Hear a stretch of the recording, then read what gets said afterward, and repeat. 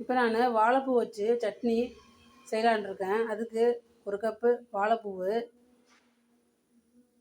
ஒரு கட் பண்ண வெங்காயம், 2 ஸ்பூன் தேங்காய் துருவல், 4 காஞ்ச மிளகா, ஒரு தக்காளி கட் பண்ணி வச்சுருக்கேன், புதினா, கொத்தமல்லி, தேவைக்கேற்ப உப்பு. இப்போ எப்படி அரைக்கலாம் பார்க்கலாம் வாங்க.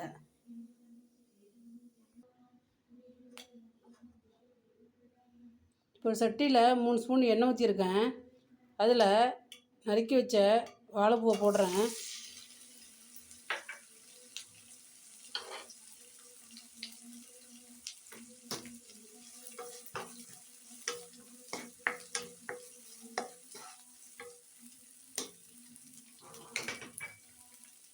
இப்போ கட் பண்ணி வச்ச வெங்காயம், ஒரு வெங்காயம்,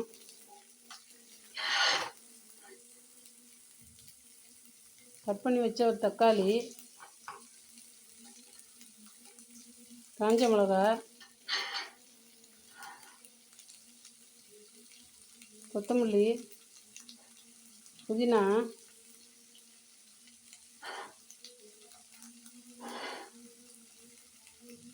எல்லாத்தையும் போட்டு நல்லா வதக்குறேன். நல்லா பச்சை வாடை போகிற வரைக்கும் நல்லா ப்ரௌனாக வதக்கணும்.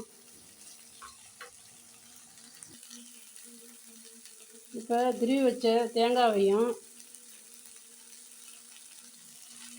1/4 ஸ்பூன் பெருங்காயத்தூளையும் போட்டு 1 நிமிஷம் வதக்கிறேன்.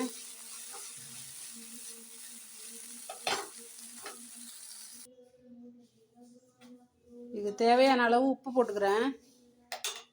இப்போ இதை மிக்சியில் போட்டு எடுத்துக்கிறேன். ரெடி ஆகிடுச்சு வாழைப்பூ சட்னி. இதை இட்லி தோசை கூட வச்சு தொட்டுக்க நல்லா டேஸ்ட்டாக இருக்கும். செஞ்சு பாருங்கள் நீங்களும். என்னோடய சேனல் பிடிச்சிருந்தா சப்ஸ்கிரைப் பண்ணுங்கள், லைக் பண்ணுங்கள், ஷேர் பண்ணுங்கள், கமெண்ட்ஸ் பாக்ஸில் மெசேஜ் பண்ணுங்கள். தேங்க்யூ.